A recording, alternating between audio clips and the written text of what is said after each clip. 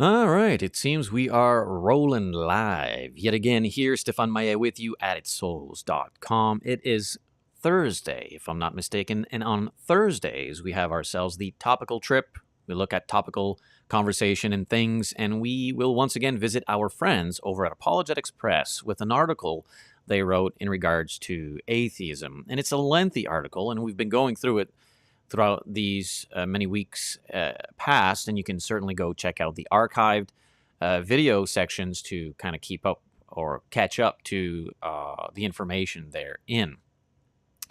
It is, of course, in regards to the atheistic worldview and what that produces. If we embrace an atheistic worldview, what does that mean? What does that look like? Well, we've had the time now, of course, to investigate the model that is created with that worldview and what that indeed brings to the table and what that looks like and are there any positive notes to it? Is it all negative? Stuff like that. And in today's session, we are going to bring in our dear friend CJ Marshall from the Souls team, and we'll kind of go through another portion of the article and have a discussion, a running commentary about that, and also, of course, sharing thoughts and things pertaining to that very topical conversation. Please consider subscribing, liking, and sharing. Share the link far and wide. Drop a comment, stuff like that. Helps the algorithm wave reach others like you and I who might find some substance and value in these kind of sessions for our faith, to make it practical, to also reinforce and to encourage, to edify and to build up and to challenge, to not be found lacking or missing the mark in how important it is in our current generation with our youth as well. Bringing them up in the faith, allowing them to know the hostilities that are out there, the various worldviews and religious practices, traditions, and shrines, and so on and so forth. And also, not only from those elements that would be found under the umbrella of Christendom, or so-called commonly, well, also those who are outside that realm, as in pagan or heathen, and all the branches and modules within those worldviews, all that kind of stuff.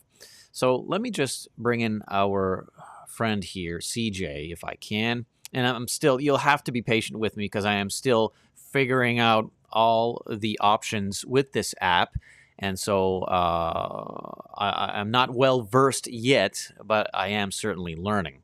So the thing we have to do here is change the screen over to this element, unmute, and let's see if I can unmute here. And Hello? yeah, there we go. I think we hear you. I think I'm on. You're on, man. You're with us. We're streaming. Yeah.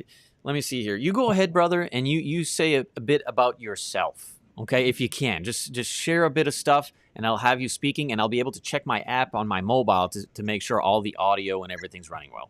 Alright. Well, I am CJ Marshall. I work on the Added Souls page. You can find my work here. Let's see. What days do I multi-stream?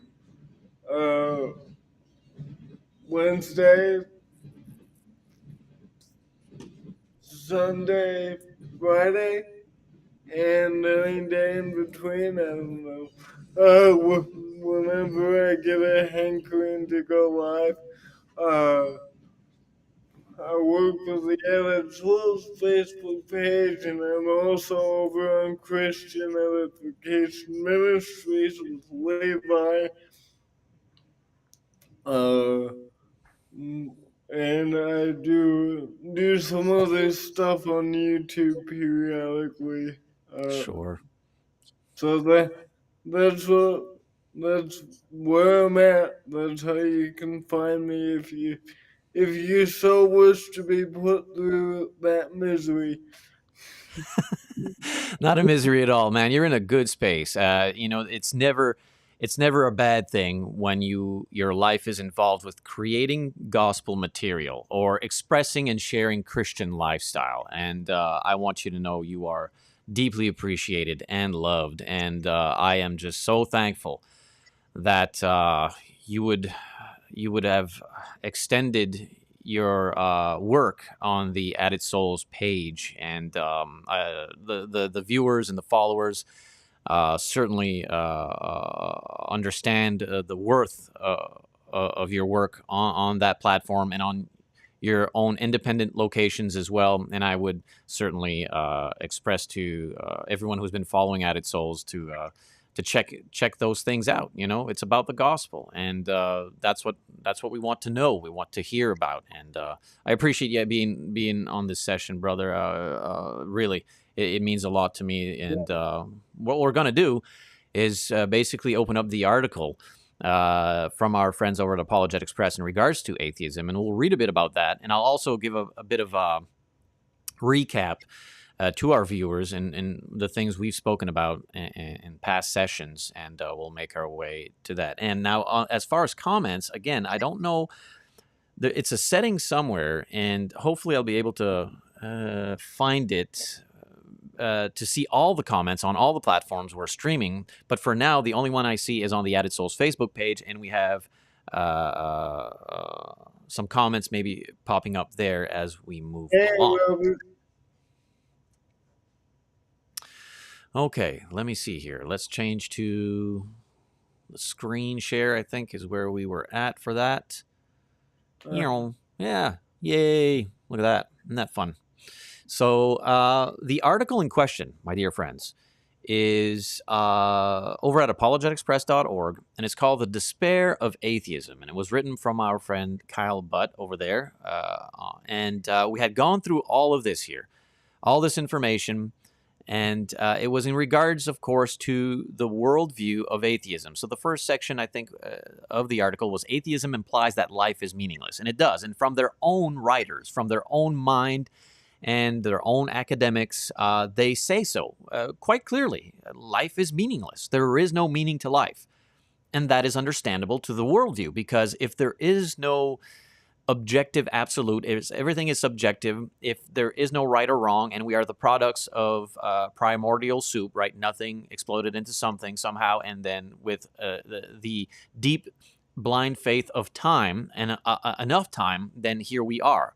And so, yeah, their own literature and their own leaders and evangelists promote the fact that, yeah, there's just no purpose to life. There is no meaning. So we spoke about that, and we read their literature, and that moved us forward into another section here. Where are you? It's a lengthy one, but okay, that brought us to creating our own meaning. See, if there is no meaning in life, then, well, we have to create our own meaning. And atheism, of course, can pick up anything.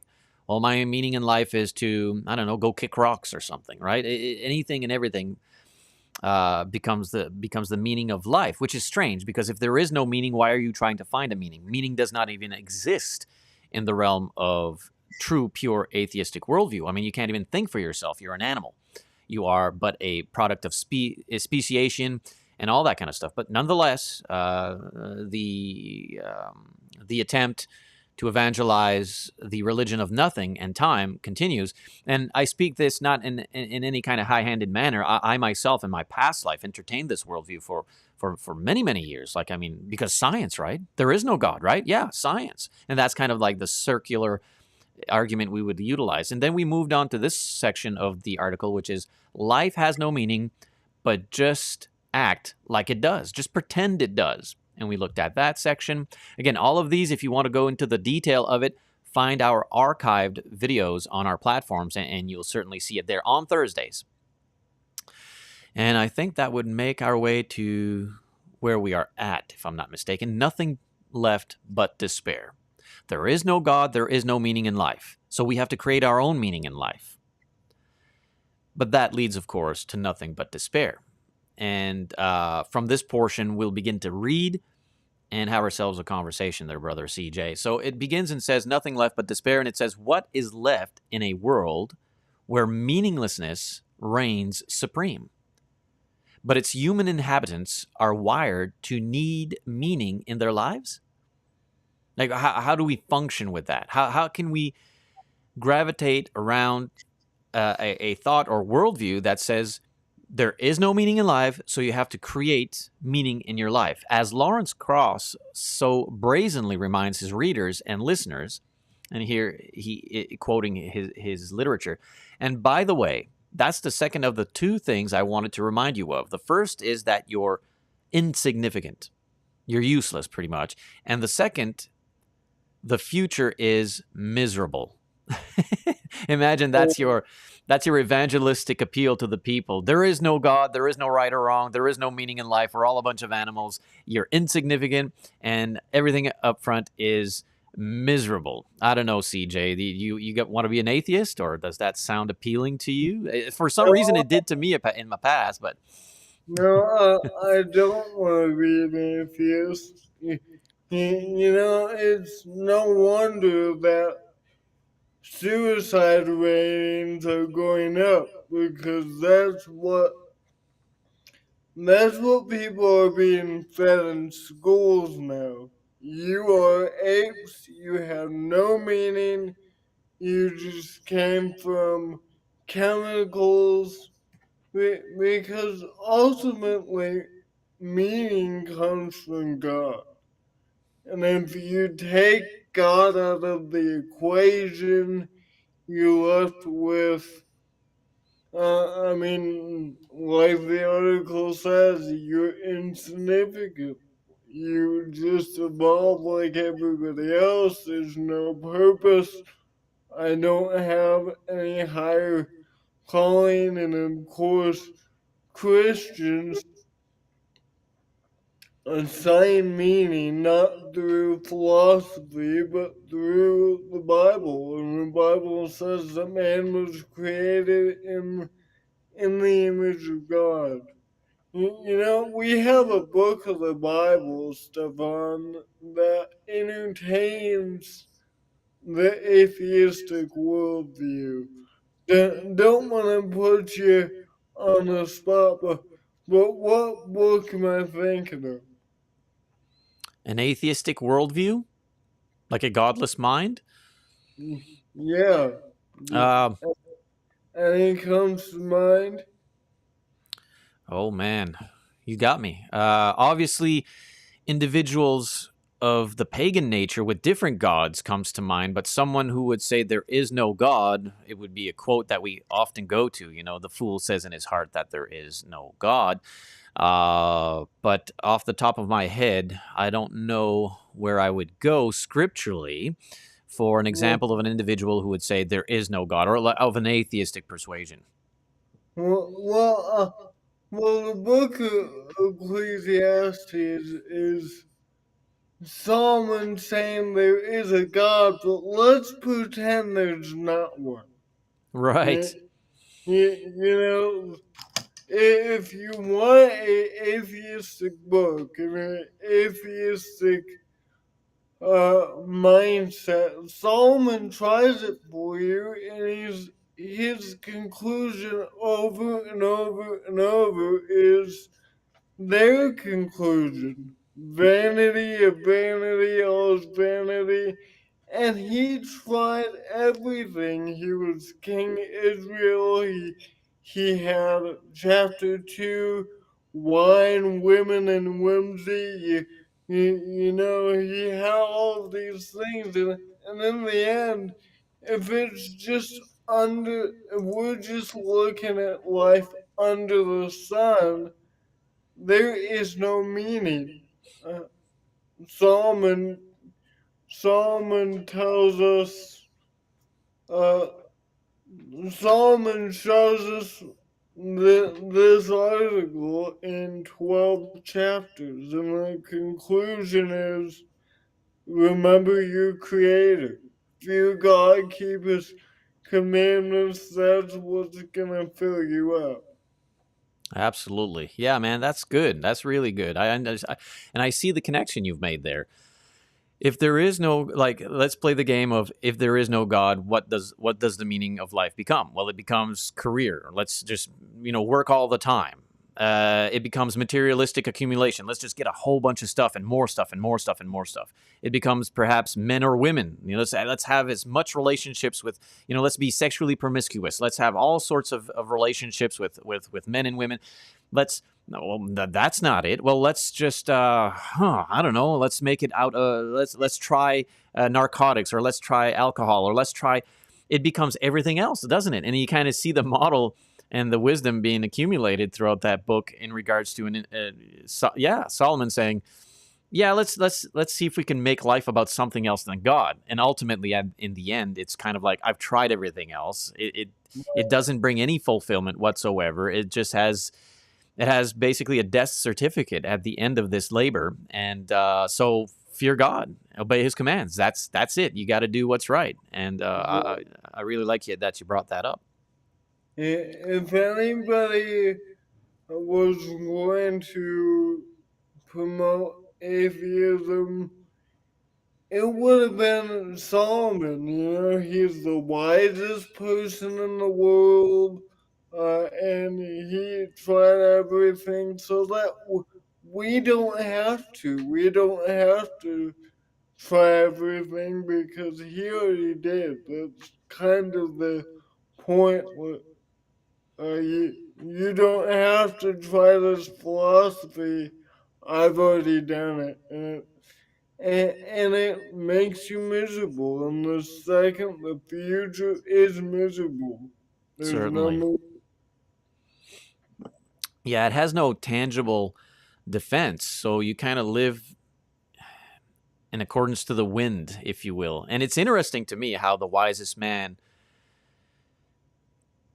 kind of takes a back seat to all who can read the material and understand the material and stay away from nihilistic worldview or atheistic worldview. Like the individual who actually says, yeah, I don't want to live that way. That way is a life of despair and sorrow and a very miserable existence. I don't want to live that way. It's interesting that the person who does that, the individual, the Christian who says, I don't want to live the way he did, in some respect, kind of shows a greater wisdom than the wisest man on earth who had the mind, but did not practice the cooperation with God with it. And so that's quite interesting indeed. So the article continues. And again, it's difficult. I lived in this world as well for decades, having this idea that atheism is science, and anybody who denies atheism denies science. That's kind of the slogan nowadays, even in now the political realm. If you don't do as they mandate you to do, you're an anti-science person or a science denier, and none of that is true whatsoever, of course. But with this individual here, Cross, he's just saying, like, you're insignificant and the future is miserable. It takes away the sovereignty of human life as well. Like, human life is just disposable it becomes a nuisance, which is why, of course, we see the globalist powers saying they need to depopulate the citizenry. Because, I mean, the mind of a godless individual who would see the world that way. So the article continues, and it's from our friends over at apologeticspress.org. It says, French humanist Voltaire encapsulated this recognition of misery in his, quote, poem on the Lisbon disaster, in which he wrote, quoting now, "What is the verdict of the vastest mind? Silence. The book of faith is closed to us. Man is a stranger to his own research. He knows not whence he comes, nor whither goes.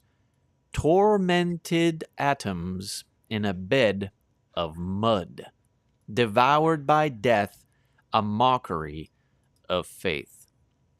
There's another very uplifting message from the godless mind. Yep. Tormented atoms in a bed of mud sounds very familiar, of course, to being a slave to the dance of our DNA. We cannot think for ourselves. We have no independent accountability. We have no intellectual reasoning. We are simply a strange, instinct-like creature who evolved. So all this intricate detail, all the intelligence and engineering is just a happenstance, coinky-dink. And we just need to get rid of each other, it seems. And who cares? Because there is no thought to have. There is no conscience, which is strange that they would tell us to try to find meaning. Again, there is no meaning. Find meaning in life since there is no meaning. This is what they're saying. The same people who are in our academic institutions, who are teaching little Johnny and little Susie at school, these individuals are saying nothing created something. There is no meaning to life, so create meaning where none can be found. Think, but thinking is not a thing that exists, but think anyways. It's just so. And when I lived in that realm, I didn't see it, obviously, because we thought to be the wisest on earth. Science. As long as we tag the name science to it, makes us smart somehow. But no, not at all. I mean, what do you think, brother? Tormented atoms in a bed of mud. And Jesus says, I am the way and the life. I will give you life. And here, the message is pretty much death. It's kind of like their promotion of their religion is death. But Jesus says, I am life. What do you think about that, brother?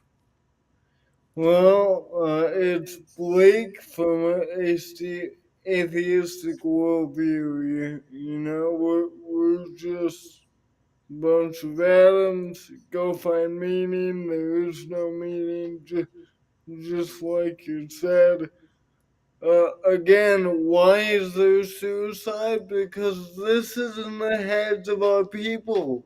Yes. You don't have meaning. You're just a bunch of tormented atoms in a bed of mud. Your life is miserable. I mean, no wonder. I wonder why people are killing themselves. Well, the Christians sure don't. Right. We see meaning and purpose through a higher power, which has communicated with us, of course, and given us hope and called us out of the tormented atoms in a bed of mud. And you are spot on with the statistical growth of youth suicide and narcotic overdose and things of this nature, because they are sadly put into these conveyor belt establishments, academic institutions that are filled with faculty and curriculum driven by godless theology and godless minds, like we're reading from some of their quote unquote savants of it all, of course. But it's sad, and it's not reality. It's not science. It's not true at all. It's been debunked, and we've seen this kind of mentality throughout history, both in inspired writ, of course, and in secular categories, and it never results in anything that flourishes a community, because it has no, like, imagine telling little Johnny and little Susie, like, you're worthless, you are insignificant, you are nothing but animals, and even lower than the animals at times, and life is like, you have no reason to live. And it doesn't matter if you go and murder yourself, jump off a bridge. It doesn't matter. No one cares. No one's going to notice, because we're all just nothing. And that is so sad. And it's a blatant scream of opposition against what is so clearly understood from what we can see intricately detailed and designed out there. I mean, the fact that you can think and you can walk, the fact that you can recognize what is out there, and it should point, as a sign, should be pointing to something greater than self. And ultimately, atheism is the religion of self, and it is a destructive religion of self. And they can never get to the why. Why? There's no meaning, so find meaning. Why? Well, because there's no meaning, you have to find meaning. Yeah, but why? Like, there's no purpose to it. In a few sessions prior to this one, I had mentioned that ultimately pure atheism just activates itself as a brute animal and seeks to murder and destroy and rape and pillage, because that's the brute form of atheism, if you will. Now, there are many atheists or individuals who claim atheism out there, but are not faithfully practicing their religion. It's the same, of course, with Christianity. Christianity in its purest form is true and real, but you have many individuals out there, and Christians and believers, who do not follow the tenets and principles and instructions of the Christ. Well, in atheism, you find the same thing going on. You'll have atheists who claim their religious worldview as atheism, but they will not practice the core, pure value of their doctrine, and so they'll embrace Christian principles as atheists. You know, get a job, find a wonderful person, get married, have children, just live life normally. Well, where do you think that normal comes from? So you Uh-huh. see, there are atheists practicing Christian principles. Now, they'll never admit that's what they're doing, but we, in the realm of reality, know that's what they're doing. And sadly, the reason they are confused at times is because you will have Christians who are practicing atheistic principles and worldviews. And the atheist Yeah. says, look at you Christians. And of course, they are correct in that assessment when they see a Christian acting like an atheist. And we are correct in saying to an atheist who is practicing Christian values, saying, look, you're practicing Christian values. The article, of course, continues and says, devoured by death, a mockery of faith. Just a complete dehumanizing category of existence that they bring upon us. And the article continues and says, so humans are insignificant, miserable, tormented atoms in a bed of mud. Yet, atheism is not finished painting humanity's sad plight with the pale color of despair. Peter Atkins opined, quoting now, we are children of chaos, and the deep structure of change is decay. A root there is only corruption, and the unstemnable tide of chaos. Gone is purpose. All that is left is direction. This is the bleakness we have to accept as we peer deeply and dispassionately into the heart of the universe. Bleakness and corruption. It makes me think, brother, of the account of Job in the beginning when the devil was speaking to God. What you see, the devil is corrupt. Every fiber of his being is corrupted. And so in his mind, everything taking place must be corrupt. Job only follows God. Why? Because he's corrupt. God only helps Job. Why? Because he's corrupt. Everyone is corrupt. No one is doing things for the right reason. Everyone's just taking advantage of someone. Everyone is duplistic. Everyone is nefarious. Everyone is malicious. Everything is a self-reflection of the devil's mind. And this is atheism. Because they are corrupted, it is impossible for them to think that the reason a sincere and faithful and humble Christian is being benevolent or helping an orphan or wanting to protect human life, it must be for financial or selfish ambition and gain. Now, is it true that there are individuals who fly under the banner of belief or Christianity who do things in accordance to their own duplistic, selfish ambitions, greed, and all those things? Absolutely. There's no doubt about that. We've lived that. I've seen it firsthand. But not all, not everyone, not everything. Is it possible that Job was loved by God and that Job loved God and that the fellowship between the two was a blessing? Well, yeah. But in the devil's mind, that cannot be the case. And so that's what Peter Atkins brings to my thoughts when he describes his worldview and what he thinks is reality, which is not. It's a sensational myth and a bad one at that. It's just so bleak, isn't it, brother CJ? Yeah. You know, the line that jumps out to me is, gone is purpose, all that is left is direction. So I can have a direction without a purpose? Uh, Right. I mean, why? How is that possible? You have direction because you have purpose. It just doesn't make sense. It doesn't. It's very contradictory. Very contradictory. They again, nothing exploded into something. There is no meaning in life, but we have to make meaning in life. And to the point you saw very keen eyed to the observation, brother CJ. Gone is purpose. Okay, so there's no purpose in life. All that is left is direction. Well, how can you have any direction in life without purpose? It Right. is truly, oh man, like how does that work in an honorable court of law? Like truly, it's not tangible. You can't defend that. How do they judge people?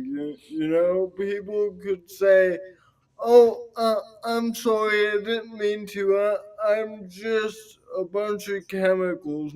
My chemical imbalance was off this morning. That's why I murdered people." Well, Right, they couldn't argue that because that's our their theology. So if they were consistent in what they taught, they would let every criminal go. Why is there even morals? Where did they come from? It certainly didn't come from my head. Yeah, you know, it would be skewed. It's I'm sure I know Brother Stefan is a good person, but if it came from his head, sometimes he has bad impulses too, and our world would be skewed. We all do. So where did all these right and wrong, I can judge you for this, you did wrong for that, did it come from chemicals? Uh, I want you to go into a science lab and just ask a bunch of hydrogen and oxygen and zinc if murder is wrong. right. Would, would you get an answer? Well, of course not. No. It, it's ridiculous. It It's is ridiculous, and it's a bit humorous, isn't it, as we speak it? And of course, this infuriates the militant atheist mind. And I understand because, again, I used to entertain that worldview for many decades. It was kind of an alleviation of the reality we were in because, well, there's no guilt if there's no God. See, I don't need to feel bad living in sin. Ultimately that is the source code of their being. Why? And also it brings forth and I really love your mind, brother CJ, and you connect some wonderful dots there in regards to going to the lab and asking, the chemicals if they have an opinion. Well, of course they don't.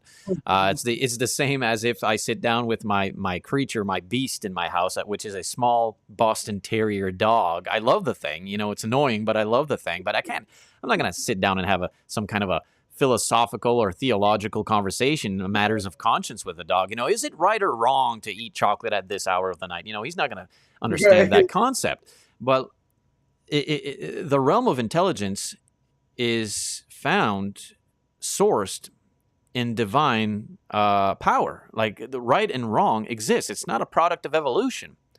And if it would be, and here's the strangest thing, if it would be, then we should embrace the fact that evolution has taught us that the best model to live is the model that tells us there's a higher power and there's a right and wrong. So why are we trying to extinguish that if it is a product of evolution? Uh-oh, now we got a problem, don't we? Well, Sorry. no, go ahead, brother. You go ahead. If evolution is true, and societies evolve from other societies, if we came from Homo sapiens, shouldn't our values change over time? I'm sure the value of a half chimpanzee ape is different than the value of I don't know, the biggest YouTuber out there, because we have different needs. They say we came from animals, so the instinct dictates their morals. And so the goalpost is always changing with atheism. It is. We have different morals now because we are literally different forms. We have different necessities, right and wrong is changing, and a couple hundred years or a couple thousand, if atheism is true, we will be more than human with different values because did the evolution process just stop or is it just slower? I mean, and what will be the values that we set then if we are back to lower life forms? You know, the values change with atheism as they're needed. Yeah, absolutely. Spot on, brother. That's exactly what takes place there. And you brought up something very precise as well in regards to the outcome and the fruits produced when we make ourselves out to be gods and we choose to decide what is socio-politically is acceptable and not, which is why now we live in a world where it's against the law to speak against certain sexual perversions. In my country, in my location, I can do 2 years of jail and have a pretty heavy fine and be completely canceled from everything if I simply speak the truth in regards to certain sexual perversions. Yeah, Um, where does that come from? Why is that permissible? Well, because there is no God, and so we become our own gods. You can't trust the Bible. You can't trust that. So therefore, I must now create my own form of Christianity from that perspective on a believer's side. And on the unbeliever's side, well, there is no Bible, there is no God, there is no right or wrong, there is nothing. We are animals, and I'm going to make myself my own animal, survival of the fittest. So I'm going to do what I want to do, and what I want to do is destroy the image I was created in. You see, if you hate God so much so that you choose to say he don't exist and you try to militantly evangelize that worldview to everyone that there is no God, and which I find interesting how they come on our Added Souls page to try to tell us there is no God. Why bother with it? What does it matter ultimately? But anyways, so I digress. If you live that worldview, then chaos is indeed the function of their yeah, lifestyle and walk. It has to be chaos and disorder, nothingness, insignificant, bleak. All of these descriptive words are spot on from their own mouth, and then they say, so embrace it and learn to be happy with it. But happy does not exist. Happy is not even a thing in a godless yeah. mind. You know, in Romans chapter 1, this is exactly what's going on. In verse 20, Paul gives us some insight into the godless mind. If it's okay, I'll read a little bit and uh, see what Paul has to say about this. Uh, Absolutely. for since the creation of the world, his invisible attributes are clearly seen, being understood by the things that are made, even his eternal power and Godhead, so that they are without excuse. Creation echoes that there's a God, and they're without excuse. So, what do they have to do? Verse 21. Because although they knew God, they did not glorify him as God, nor were thankful.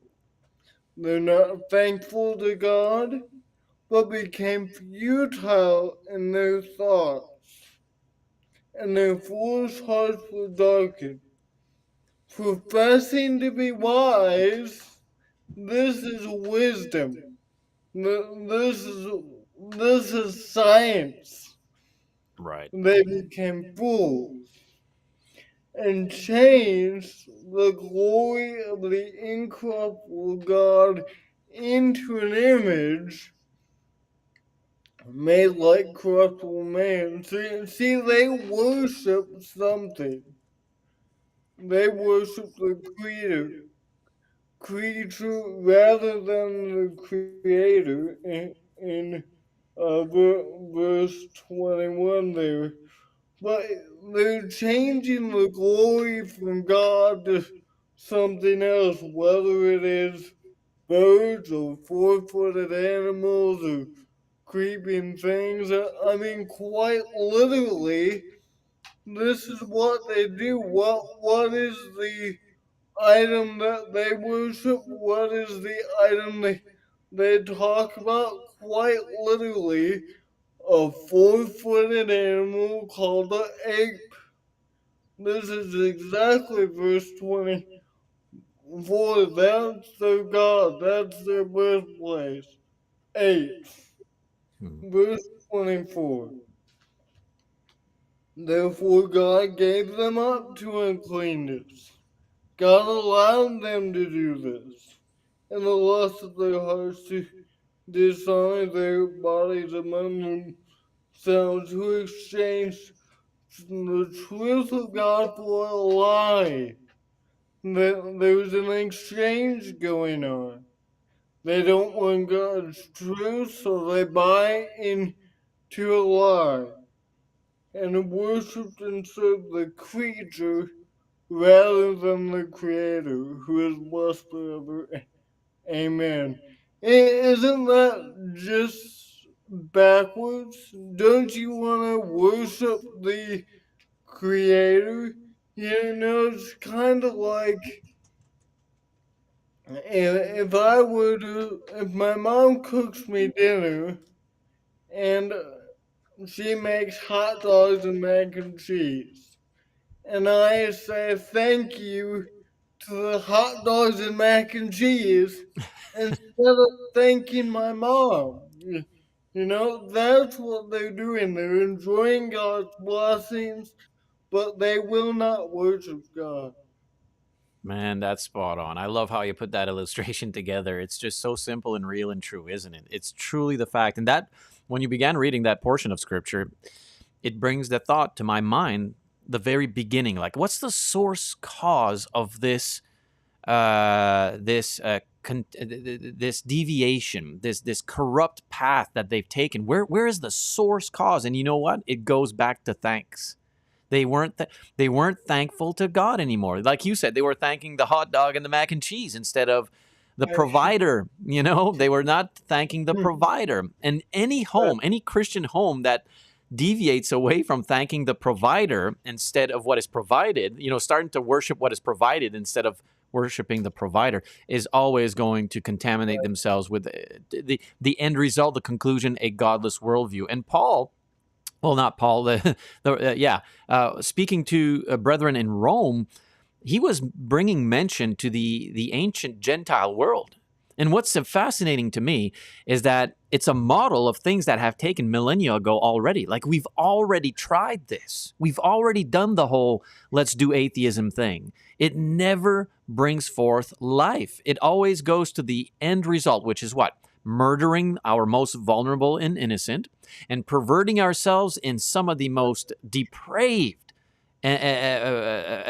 practices known to man: bestiality, pedophilia, men with men, women with women. And what do we do in our current society? We promote that with pride. We take it as if it is a badge of honor to have men with men and women with women, and we enforce that in our facets of public life, which is government, corporation, entertainment, academia, and media. And we make it as if it is a very plausible and loving, virtuous thing to accept and practice. And it's a result that all stems back to the very beginning in atheistic mindset.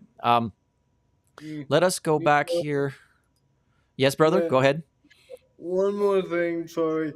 Uh, you know that almost brings us full circle back to Ecclesiastes. In Ecclesiastes chapter 1, the Solomon says the rivers are flowing into the ocean, and the ocean is never full. The wind circles around and it starts right back at its place. Right. You know, that is atheism. It's running in place.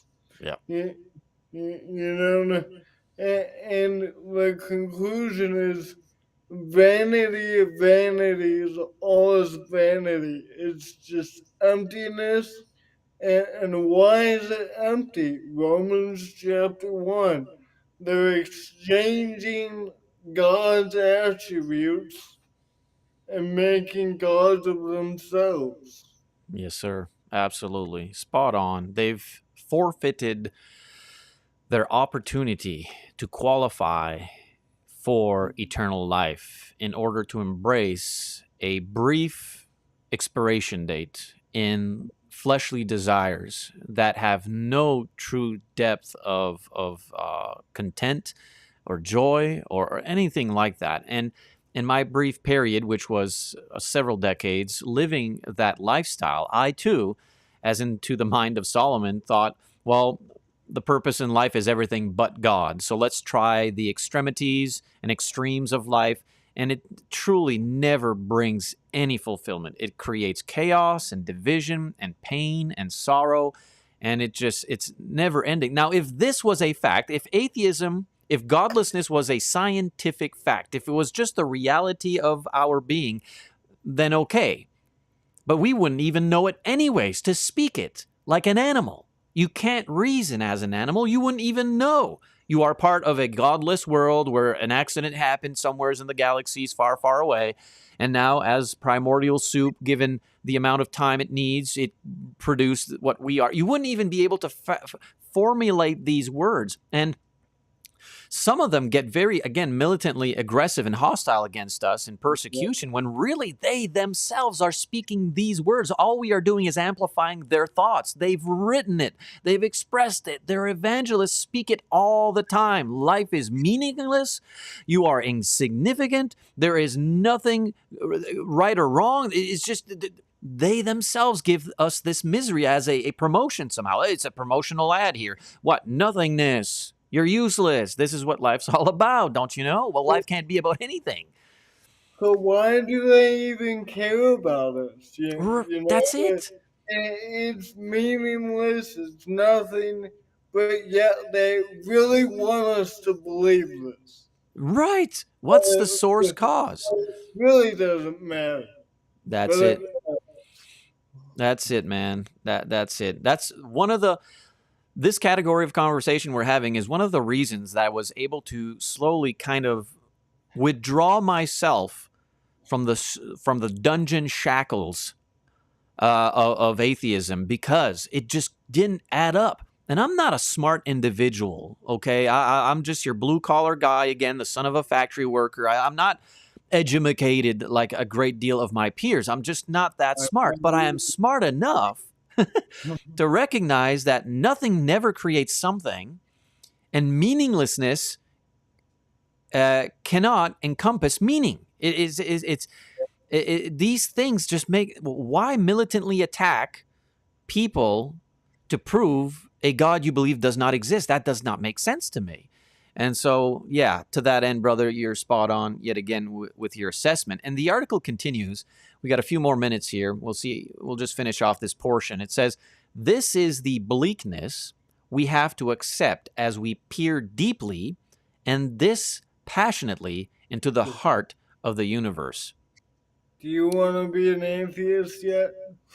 So, man, like what is there truly like it? Okay, let's finish off this section here. It says Albert Camus quoted Kierkegaard,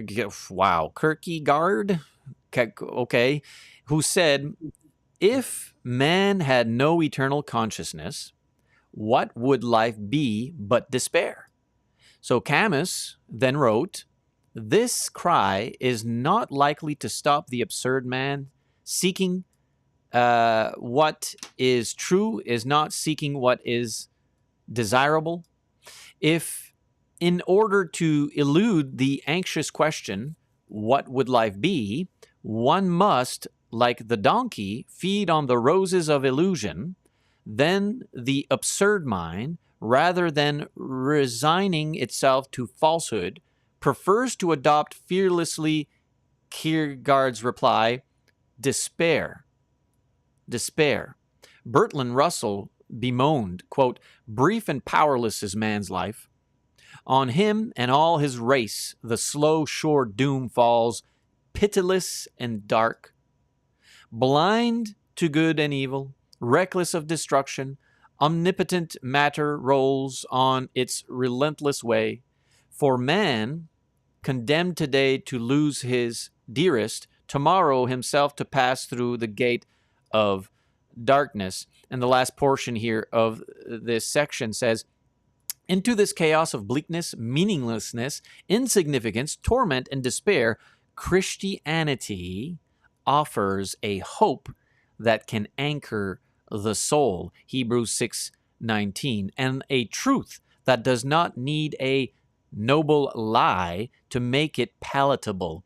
Christianity provides the only system that can give humanity a reason to get up in the morning and live life to the fullest. And that is indeed where we are going to conclude our portion session this AM. Christianity is the source of hope in such a hopeless world. And I was blessed to recognize that and to follow the train of thought, the evidence that is made available, both in inspired locations and secular locations, history, science, all of it, which brought me, of course, to the inevitable, undeniable, objective, absolute reality of existence. We were created for a purpose, and the individual who gave us the purpose is God Almighty and living, and He communicated to us through 66 books. And in the information of the Christ and the New Testament law, you find this love and hope and reality, and it has certainly set us free from the bondage and shackle of a godless mind. What do you think, Brother CJ? Yeah, I think if you are really paying attention, they're telling you this is darkness, this is bleakness, this is no hope. They are literally identifying themselves with darkness, the works of darkness. If you are reading this article and paying attention from their own mouth, there's no hope, there's despair. I can go out and kill a bunch of people and then just float off into nothingness.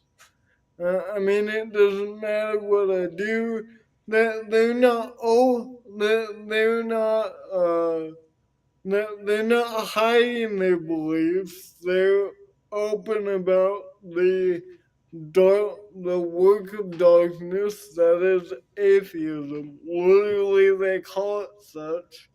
Bleakness, darkness, a void, which is dark, and so you don't even have to read between the lines to see that atheism is a work of darkness. They say so themselves. Yeah, they promote it themselves. They don't hide behind it.